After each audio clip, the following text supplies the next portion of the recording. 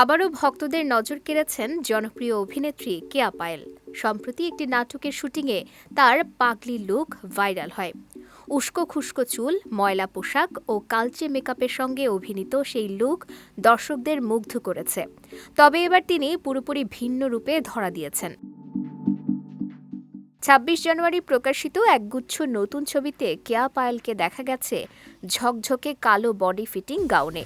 পাথর বসানো নকশা পোশাকের সঙ্গে তার শারীরিক গঠন আরও আকর্ষণীয়ভাবে ফুটে উঠেছে। হালকা মেকআপ ও হাই পনিটেল হেয়ার স্টাইল তার এই গ্ল্যামারাস লুককে আরও চোখ ধাঁধানো করেছে। এক ছবিতে কেয়া বিশ্বকাপ ট্রফির সঙ্গে পোজ দিয়েছেন। ধারণা করা হচ্ছে ১৪ জানুয়ারি ঢাকার রেডিসন ব্লু হোটেলে প্রদর্শিত ট্রফির সময় এই ছবি তোলা হয়েছিল। ছবির মন্তব্যের ঘরে এক ভক্ত মজা করে লিখেছেন, পাগলি এই ড্রেস পাইল কোথায়। আবার কেউ বলেছেন, পাগলি সাজটা সেই ছিল, এইটার থেকেও বেটার।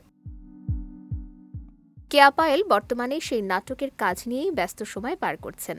নাটকের নাম এখনও প্রকাশিত না হলেও এতে তার বিপরীতে অভিনয় করছেন ফারহান আহমেদ জোভান। ভক্তরা অধীর আগ্রহে অপেক্ষা করছেন পর্দায় কেয়ার বৈচিত্র্যময় রূপ দেখার জন্য।